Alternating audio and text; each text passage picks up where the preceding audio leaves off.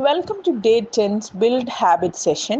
ഇന്ന് നമ്മൾ ചെയ്യാൻ പോകുന്നത് ഒരു ഇമ്പോർട്ടൻ്റ് ആയിട്ടുള്ളൊരു കാര്യമാണ്. ഓക്കെ, നമ്മളുടെ ഒരു ഗുഡ് ഹാബിറ്റ് ഡെവലപ്പ് ചെയ്യുന്നതിനെക്കാട്ടി ഉപരി that is also very essential. പക്ഷേ അത് നമ്മൾ ഡെവലപ്പ് ചെയ്തുകൊണ്ടിരിക്കുകയാണ് അല്ലേ. സോ അതിൻ്റെ ഒപ്പം തന്നെ നമ്മൾ മറ്റൊരു കാര്യവും നോട്ടീസ് ചെയ്യണം. That is we have to improve our grammar.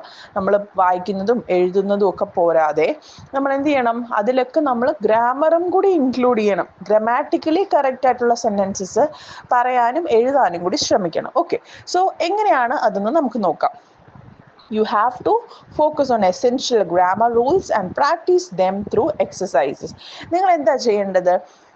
പ്രസൻറ്റിൽ പറയുന്ന കാര്യങ്ങൾ പ്രസൻറ്റ് ടെൻസിൽ പറയുക, കഴിഞ്ഞു പോയ കാര്യങ്ങൾ പാസ്റ്റ് ടെൻസിൽ പറയുക, ഇനിയും വരാനിരിക്കുന്ന കാര്യങ്ങൾ ഫ്യൂച്ചറിൽ പറയുക. അങ്ങനെയുള്ള ബേസിക് ആയിട്ടുള്ള കാര്യങ്ങളുണ്ടല്ലോ, അതൊക്കെ ഒന്ന് ഓർത്ത് വയ്ക്കുക. അതുപോലെ സബ്ജക്റ്റ് വേർബ് എഗ്രിമെൻറ്റ്, അതായത് സബ്ജക്റ്റ് സിംഗുലർ ആയിട്ടിരിക്കുമ്പോൾ വെർബും സിംഗുലർ ആയിരിക്കണം. അങ്ങനെയുള്ള കാര്യങ്ങളൊക്കെ ഒന്ന് നോട്ട് ചെയ്യുക. ബേസിക് ആയിട്ടുള്ള സ്പെല്ലിംഗ് ഒക്കെ പഠിച്ചു വെക്കുക. ഗ്രാമാറ്റിക്കലി ഇൻകറക്റ്റ് ആയിട്ടുള്ള സെൻറ്റൻസസ് ആണോ നമ്മൾ എഴുതിയത്, അതോ കറക്റ്റ് ആണോ അതോ റോങ് ആണോ എന്നൊക്കെ ഒന്നുകൂടി റീചെക്ക് ചെയ്യുക. ഇതൊക്കെ നിങ്ങളൊന്ന് ചെയ്യണം. ഓക്കെ, ഇത് നമ്മൾ ഒരു ദിവസം ചെയ്താൽ പോരാ, ഡെയിലി റൂട്ടീനിൽ ഇത് ഇൻക്ലൂഡ് ചെയ്യണം. ആൻഡ് അടുത്ത കാര്യം എന്താണ് നമുക്ക് ഒന്ന് നോട്ട് ചെയ്യേണ്ടത്? This is very very important. ഞാൻ ഇനിയും പറയാൻ പോകുന്ന point is very important. Okay, that is, you have to avoid overthinking grammar while speaking. Fluency comes first. പലരുടെയും കൺസേൺ ആണ്. നമ്മളോട് തന്നെ, നമ്മൾ ടീച്ചേഴ്സിനോട് തന്നെ പറയാറുണ്ട്, മാഡം ഞങ്ങൾ ആദ്യം ഗ്രാമറാണ് പഠിച്ചു തീർക്കാൻ പോകുന്നത്, എന്നിട്ട് സംസാരിക്കാൻ പഠിക്കാം. But it's not a fair deal. അതൊരു കറക്റ്റായിട്ടുള്ളൊരു മെത്തേഡ് അല്ല. നിങ്ങൾ എന്താണ് ആദ്യം ചെയ്യേണ്ടത്? നിങ്ങൾ സംസാരിക്കൂ. ഡെയിലി നിങ്ങളുടെ കോൺവെർസേഷൻ ഇംഗ്ലീഷിൽ ആക്കൂ. ലൈക്ക് ഒരു കുറച്ച്, എപ്പോഴും സംസാരിക്കണം എന്നല്ല, ലൈക്ക് ഒരു ഹാഫ് ആൻ അവർ, അത് കഴിഞ്ഞിട്ടൊരു ഹാഫ് എ ഡേ, അത് കഴിഞ്ഞ് ഫുൾ ഡേ ഇടയ്ക്കിടയ്ക്ക് സംസാരിക്കാൻ നിങ്ങൾ ശ്രമിക്കുക. Then you can come to grammar. Okay, സ്പീക്കിങ്ങിൽ ഫ്ലുവൻ്റ് ആയ ശേഷം you can come to grammar. So ഇതൊന്ന് നിങ്ങൾ ട്രൈ ചെയ്ത് നോക്കുക. ബേസിക് ആയിട്ടുള്ള ഗ്രാമർ കാര്യങ്ങളൊക്കെ ഒന്ന് ജസ്റ്റ് നോട്ട് ചെയ്ത് വെക്കുക. എന്തൊക്കെയാണ് എവിടേക്കാണെന്നൊക്കെ ഉള്ളത് നോട്ട് ചെയ്ത് വെക്കുക.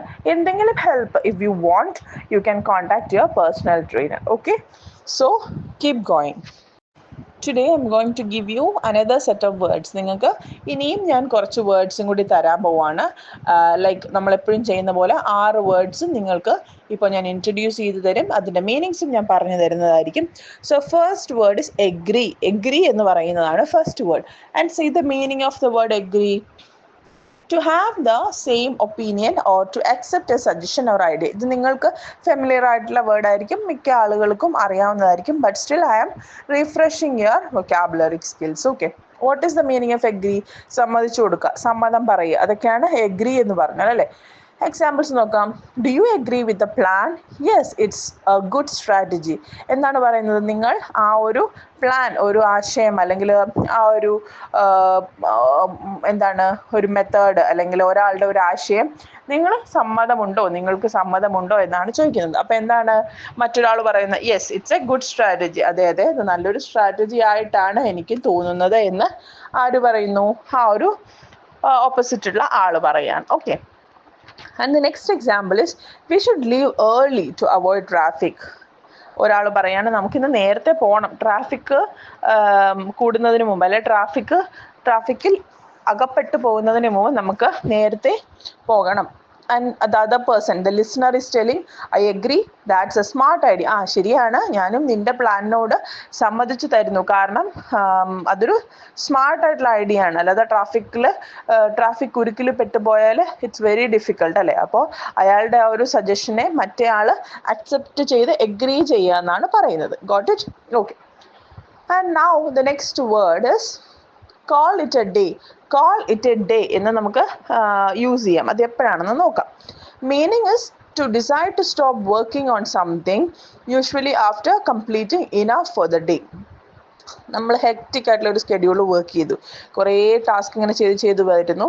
അപ്പോൾ ഓൾമോസ്റ്റ് ഒരു കംപ്ലീഷൻ അല്ല, ബട്ട് എന്താണ്, ഒരു കുറേ നേരം ഒരു പർട്ടിക്കുലർ കാര്യത്തിൽ വർക്ക് ചെയ്തു. ഓക്കെ, ഒരു പർട്ടിക്കുലർ ഒരു പ്രോജക്റ്റ് ആണ്, അല്ലെങ്കിൽ ഫോർ എക്സാമ്പിൾ എന്താ പറയുക, ഒരു പുതിയൊരു ഇൻസ്ട്രുമെന്റ് നിങ്ങൾ ഉണ്ടാക്കുകയാണ്. അത് ഓൾമോസ്റ്റ് കുറേ നിങ്ങൾ ചെയ്തു, അതിന്റെ ഫിറ്റിങ്സ്, അതിന്റെ വർക്കിംഗ്, ബാറ്ററി എല്ലാം ചെയ്തു കഴിഞ്ഞു. ഇനി അത് പെയിന്റ് ഒക്കെ അടിച്ചാൽ മതി. ഓക്കെ, സോ നിങ്ങളുടെ മാനേജർ അത് മോണിറ്റർ ചെയ്യുന്ന ആൾ പറയണം, okay you can call it a day. ഇന്ന് ഇത്രയും മതി, ഓക്കെ നാളെ ബാക്കി ചെയ്യാം. അതാണ് കോൾ ഇറ്റ് എ ഡേ എന്നുള്ള യൂസേജിൽ ഒറ്റ വാക്കിൽ എല്ലാം ഒതുക്കാം. മതി, നിർത്തിപ്പോയിക്കോളൂ, നാളെ ചെയ്യാം എന്നൊക്കെ പറയുന്നതിന് പകരം let's call it a day എന്ന് പറയാം. ഓക്കെ, എക്സാമ്പിൾസ് നോക്കാം. We have been working on this project since morning. Shall we call it a day? Yes, let's continue tomorrow. ഞാൻ പറഞ്ഞല്ലോ, ഓൾറെഡി ഞാൻ പറഞ്ഞൊരു പ്രൊജക്റ്റിന്റെ കാര്യമൊക്കെ ആവുമ്പോഴാണ് ഇത് കൂടുതലായിട്ടും പറയുക. ഇവിടെ എന്താണ്, ഒരാൾ പറയാണ് നമ്മൾ ഒരുപാട് നേരമായിട്ട് രാവിലെ മുതൽ ഇതിന്റെ പിന്നാലെയാണല്ലോ, നമുക്ക് ഇന്ന് നിർത്തിയേക്കാം, ഇന്നത്തേക്ക് മതി, ഇനി നാളെ കണ്ടിന്യൂ ചെയ്യാം. അപ്പം കേട്ട് നിൽക്കുന്ന ആളുകൾ എന്താണ് പറയുന്നത്, മതി, നമുക്കിത് നിർത്താം, നാളെ നമുക്ക് സ്റ്റാർട്ട് ചെയ്യാം. Okay, that is the meaning of call it a day, and it's a very wonderful usage. It's a very so nice usage. And now the next thing is, it's already 7 p.m. let's call it a day. ഇന്ന് 7 മണിയായി, like നമ്മളുടെ work തീരാറായി, almost തീരാറായി, നമുക്ക് ഇന്ന് end ചെയ്യാം. Let's call it a day. Good idea, I M exhausted. അത് വളരെ നല്ലൊരു ഐഡിയ ആണ്, ഞാൻ ശരിക്കും എക്സോസ്റ്റഡ് ആയി, ഇനി ഞാൻ ടയേർഡായി, ആകെ ഫെഡപ്പ് ആയി എന്നാണ് പറയുന്നത്. Got it? Now the next word is apologize. This is also commonly used, but I'll explain it. And the meaning of the word is to express regret for a mistake or wrongdoing. നമ്മളൊരു തെറ്റ് ചെയ്തു, അപ്പം നമുക്ക് എന്ത് പറയാം, ആരോടെങ്കിലും നമ്മളൊരു തെറ്റ് ചെയ്താൽ you can go to them and tell I apologise in front of you എന്ന് പറയും. നിന്നോട് ഞാൻ ക്ഷമ ചോദിക്കുന്നു, എന്നോട് ക്ഷമിക്കണം എന്നൊക്കെ ഉള്ളതാണ് അതിൻ്റെ മീനിങ്. ആൻഡ് എക്സാമ്പിൾസ് നോക്കൂ. I apologise for being late. ഞാൻ താമസിച്ച് വന്നതിൽ നീ എന്നോട് ക്ഷമിക്കണം എന്നാണ് പറയുന്നത്. That's okay, it happens. കേട്ട് നിൽക്കുന്ന ആൾ പറയാണ് കുഴപ്പമില്ല, അത് സംഭവിക്കാം, ആർക്കായാലും സംഭവിക്കാം, എന്തെങ്കിലുമൊക്കെ ഇൻകൺവീനിയൻസ് കാരണം, എന്തെങ്കിലുമൊക്കെ ബുദ്ധിമുട്ടുകൾ കാരണം എന്താണ് സംഭവിച്ചാൽ പോട്ടെ എന്ന് പറയാണ്. Okay, and the next sentence is he apologise for the inconvenience cost.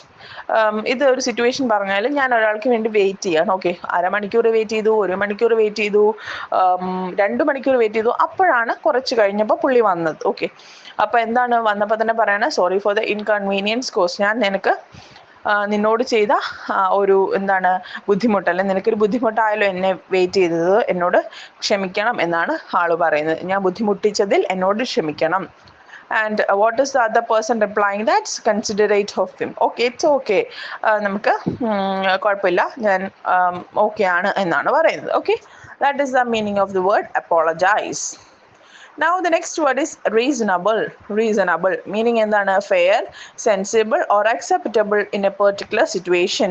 Reasonable നമ്മൾ പറയത്തില്ലേ, വെജിറ്റബിൾസിന്റെ വില റീസണബിൾ ആണ്. ഓക്കെ, അല്ലെങ്കിൽ നമ്മൾ പറയും ഓയിലിന്റെ വില റീസണബിൾ അല്ല. ഓക്കെ, ഒരു റീസണബിൾ റേറ്റിൽ നമുക്ക്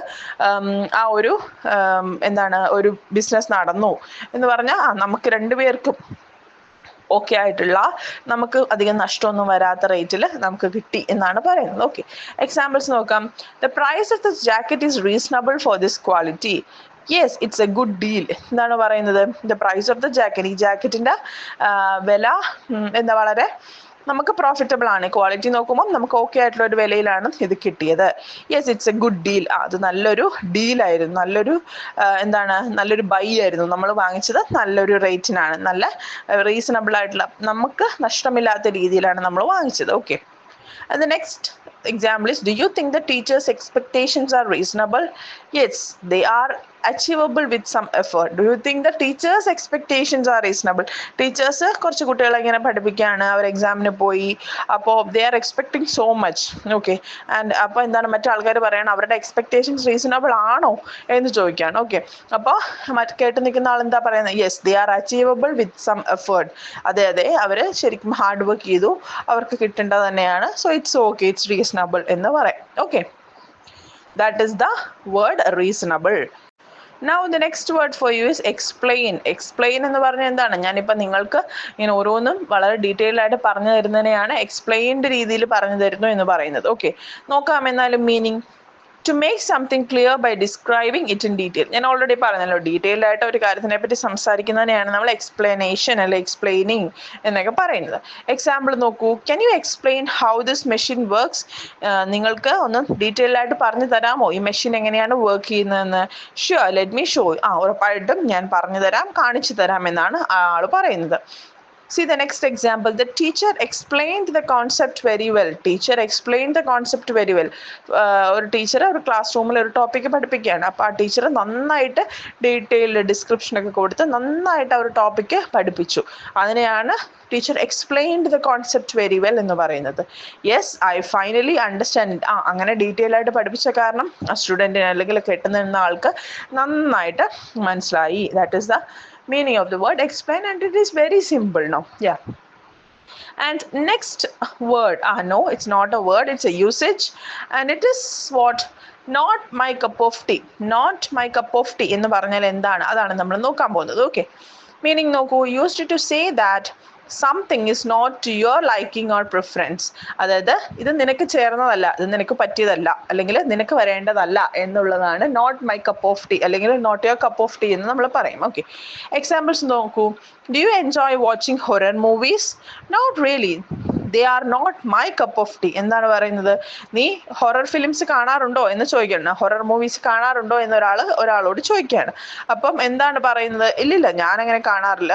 ശരിക്കും പറഞ്ഞാൽ ഞാൻ കാണാറില്ല, എനിക്ക് പറ്റിയതല്ല, എൻ്റെ ഇഷ്ടത്തിനനുസരിച്ചുള്ളതല്ല. That's not my cup of tea. എൻ്റെ ഒരു ഇഷ്ടങ്ങൾക്കും താല്പര്യങ്ങൾക്കും പറ്റിയതല്ല അത് എന്നാണ് പറയുന്നത്. See the next example. I tried playing chess, but it's not my cup of tea. That's okay. Everyone has different interest. എന്താണ് ഒരാൾ പറയാണ്, ഒരു ബോയ് പറയാണ്, ഞാൻ ചെസ് കളിച്ച് നോക്കി, പക്ഷേ പറ്റില്ല, എനിക്ക് പറ്റില്ല. കാരണം എന്താ? അതെൻ്റെ ഇഷ്ടങ്ങൾക്കും എൻ്റെ ഒരു രീതിക്കനുസരിച്ചുള്ള ഗെയിം അല്ല. മറ്റ് ഗെയിംസ് ഒക്കെ ആണെങ്കിൽ എൻ്റെ പ്രിഫറൻസ് മാച്ച് ചെയ്യുന്നതായിരിക്കും, പക്ഷെ ഇതെനിക്ക് പറ്റില്ല, എനിക്ക് ഒട്ടും പറ്റില്ല. അപ്പം ലിസ്ണർ എന്താ പറയുന്നത്? കുഴപ്പമില്ല, എല്ലാവർക്കും അവരവരുടേതായിട്ടുള്ള ഇഷ്ടങ്ങളല്ലേ ഉള്ളത്, അവരവരുടേതായിട്ടുള്ള സ്കിൽസ് ആണുള്ളത്, ഇറ്റ്സ് ഓക്കെ എന്നാണ് ലിസ്ണർ പറയുന്നത്.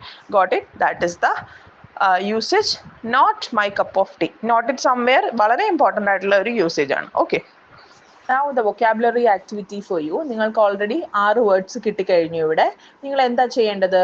ഓരോ വേർഡ്സ് വെച്ചിട്ടും you should construct new sentences. നിങ്ങൾ കൺസ്ട്രക്ട് ചെയ്ത ശേഷം അത് ഓഡിയോസ് ആയിട്ടും റെക്കോർഡ് ചെയ്യുക, and you can forward it your personal trainer and get it corrected. Okay, നിങ്ങൾ ഈ വേർഡ്സ് ഒക്കെ ഡെയിലി കോൺവെർസേഷനും നിങ്ങൾ ഇൻക്ലൂഡ് ചെയ്യുക. നിങ്ങൾ ജസ്റ്റ് ഒരു മൈൻഡ് വെക്കുക, ഇന്ന വേർഡ്സ് ഒക്കെ ഞാൻ പഠിച്ചു, അപ്പോൾ we will be including all those things in our conversation also. Daily conversation with friends, relatives, family, everyone. Okay, so അങ്ങനെയും നിങ്ങൾ ചെയ്യുക. എന്നിട്ട് ഇപ്പോൾ സെൻറ്റൻസസ് ഉണ്ടാക്കിയ ശേഷം നിങ്ങളുടെ പേഴ്സണൽ ട്രെയിനർക്ക് സെൻഡ് ചെയ്ത് കൊടുക്കുക. കറക്ഷൻസ് എന്തെങ്കിലും ഉണ്ടോ എന്ന് പേഴ്സണൽ ട്രെയിനറോട് ചോദിച്ചറിയുക. ഇത് മിസ് ചെയ്യരുത്. Like take it as A serious thing and do it. Okay, now the calling activity for day 10 is my favorite season. My favorite season പറ്റിയാണ് നിങ്ങൾ സംസാരിക്കേണ്ടത്. സോ എന്തൊക്കെ നിങ്ങൾ ഡിസ്കസ് ചെയ്യണം? You have to discuss your favourite season. അത് winter ആയിക്കോട്ടെ, summer ആയിക്കോട്ടെ, അല്ലെങ്കിൽ മൺസൂൺ സീസൺ ആയിക്കോട്ടെ, എന്തോ ആയിക്കോട്ടെ, you can describe about that season. എന്താണ് നിങ്ങൾക്ക് ഇഷ്ടം? എന്തെങ്കിലും സ്പെഷ്യൽ ഒക്കേഷൻ അല്ലെങ്കിൽ സ്പെഷ്യൽ ഇവൻറ്റ്സ് നടന്നിട്ടുണ്ടോ ആ ടൈമിൽ? അല്ലെങ്കിൽ എന്തുകൊണ്ടാണ് നിങ്ങൾ ആ സീസണെ ഇഷ്ടപ്പെടുന്നത്? All those things that you can convey in your conversation with your personal trainer, and you can explain why you prefer it and how you usually spend time during that season. നിങ്ങൾ എങ്ങനെയാണ് ആ സീസണിൽ നിങ്ങളുടെ ഒരു day അല്ലെങ്കിൽ നിങ്ങളുടെ ഒരു routine എങ്ങനെയാണ് എന്നുള്ളത് നിങ്ങൾക്ക് പ്ലാൻ ചെയ്യാം. പ്ലാൻ ചെയ്ത ശേഷം നിങ്ങളുടെ പേഴ്സണൽ ട്രെയിനറോട് പറയാം. And let it be a very interesting session. Make it funny. You can talk to your personal trainer very freely and ask about her plans or her likes about the favorite season of that personal trainer. So അങ്ങനെ നിങ്ങൾക്ക് എന്ത് ചെയ്യാം? ആ ഒരു conversation build ചെയ്ത് കൊണ്ടുവരാം.